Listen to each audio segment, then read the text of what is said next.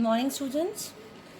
Before to start with the today's topic, want to show you some pictures of our various substances which is very commonly available at our home and we have tasted so many times.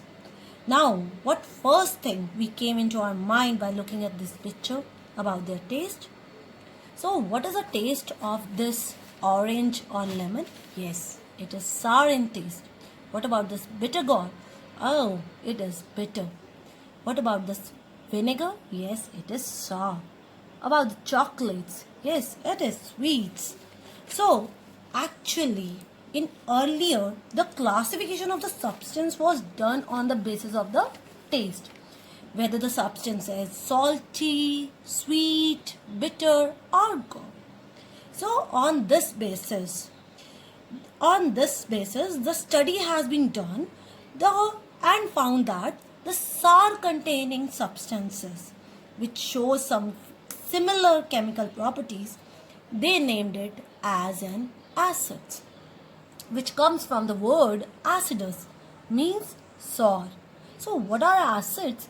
Acids are actually those chemicals which is present in a sour containing substances or which make the substance sour. So we have some foods which have acid in it, just like your vinegar, your cold drinks, even aerated drinks have that. Lemon and oranges, your curd, grapes, these all contains the acids. So in the similar manner, the bitter tasting substances named as bases. And one more thing, they have an additional property, they are actually slippery in touch, just like your soaps. Soaps are bases actually, so they are slippery in touch. They have even oil. Oil also contains a base, they have a slippery touch. So we have some foods which contains a baking, mainly baking sodas and watermelons and this. So our today's topic is your second chapter, that is acid, base and salts. Students, first we are going to study about the properties of acid and bases and then we will go into the switch to the salts. Now my next question is, can we taste all the chemicals? Can you taste the phenyl present at your home or a toilet cleaner? The answer is no, we cannot. So how will we going to distinguish between them, whether they have an acid or bases? So for this we have an indicators, just like your indicators present in your cars, which helps the person which is just behind you whether you want to go to the left side or right side. So what are the indicators? In chemistry, indicators actually are the dyes which changes its color when you put in acid or bases, or they are the substance which help us or indicate whether the substance is acidic or basic. In nature, we have three types of indicators. First, the most commonly which you have already studied in your previous class, that are the natural indicators. And one of the very good natural indicator is this red cabbage. Although it seems to be purple, but actually the name is red cabbage. Then your beetroot, even China rose, which is also known as hibiscus, rose petals, they are also one of the good indicator, and the commonly know in our household found as turmeric. This is also, and none other than the last is your litmus. Yes, litmus paper which we used in our lab, it is also a natural indicator which is come from the word lichens.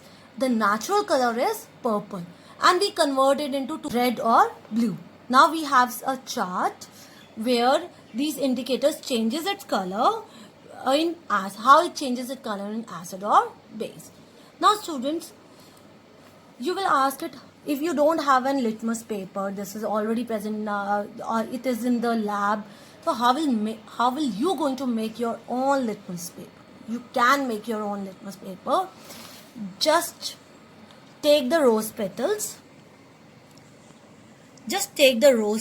And rub it in any white sheet and cut it into this strips like steps. Easily the strips. This acts as your litmus paper. This can be acts as litmus paper. How? I can show you. If you want to check whether this paper is, you can put a drop over here, immediately the color will change into the pink. The rose petal, in the acidic medium, the rose petal color change into pink. And in the basing, I have taken a baking soda. I have taken a baking soda solution. Why solution? I will tell you in the next segment why I have taken the solution. Now the color has changed to blue.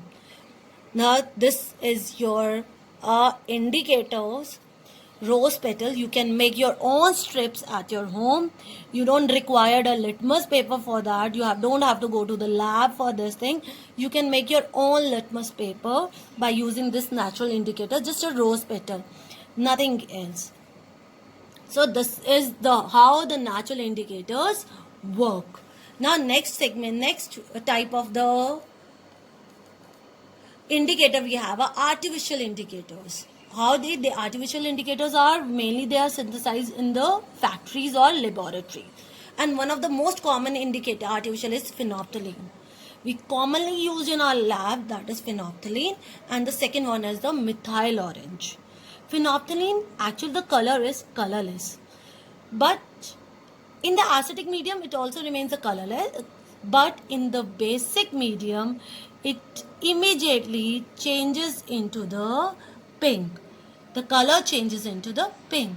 Whereas methyl orange, as the name suggests orange, the color is actually the orange. And in the acidic medium it changes into red, and in the basic medium it changes into yellow. These are some artificial indicators which we use in our lab. And when the students, when the school will reopen, I will going to show you how this phenolphthalein and methyl orange actually works on the acid and bases. And the last, the most important is the new category in the indicator is olfactory indicators. Although you have know about the olfactory nerve in your body, where it is? Yes, it is in your nose, which senses your smell. So this olfactory indicators do not changes the color. Actually, it changes the smell when it mixes with the acid or bases. Just example is, the olfactory indicators are onion and vanilla essence. Even the cloves are also one of the example of olfactory indicators. Onion do not loses its smell when it put in the acid, but as soon as you put it in the base, its smells goes off. And similarly the vanilla essence, which is used in the ice creams, I suppose. So its smell does not vanish with the acid, but its smell vanishes when you put into the base. So this is the third category. We have a olfactory indicators. So we have studied the indicators are three types. One is the natural, second is the artificial, and third is the olfactory indicator.